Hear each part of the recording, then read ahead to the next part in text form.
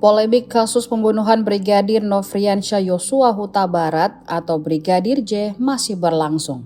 Terbaru, masyarakat ramai-ramai protes karena tuntutan Jaksa Penuntut Umum atau JPU kepada seluruh terdakwa. Untuk Ferdy Sambo, tuntutan seumur hidup dinilai sudah sesuai, namun tidak untuk yang lainnya. Masyarakat murka karena hukuman untuk Putri Chandrawati hanya 8 tahun seperti Kuatmarum. Padahal diyakini Bu Putri lah sebagai otak dari penghilangan nyawa Yosua.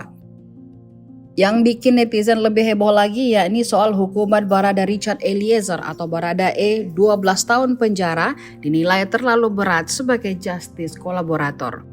Baradae lah yang mengungkapkan skenario Sambo hingga penyebab sebenarnya Yosua ditangkap terungkap ke publik. Saking kecewanya, netizen sampai menyerbu Presiden Jokowi di akun Instagramnya beberapa waktu lalu.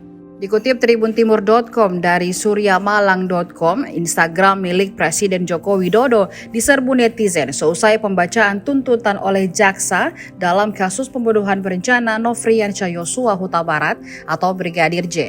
Reaksi kekecewaan dari warganet ini memenuhi unggahan Instagram @jokowi pada Rabu 18 Januari 2023. Dalam unggahan Jokowi yang sedang berfoto bersama Menteri Pertahanan RI Prabowo Subianto tersebut, warganet ramai menuntut keadilan terkait kasus pembunuhan berencana Brigadir J. Warganet bahkan mempersoalkan terkait kemungkinan demo besar-besaran terhadap hasil tuntutan sidang Putri Chandrawati dan Ferdy Sambo. Mereka mengaku kecewa dengan pembenahan hukum di Indonesia. Warganet menuding Presiden Jokowi hanya sibuk dengan hal lain dan mengabaikan perbaikan hukum.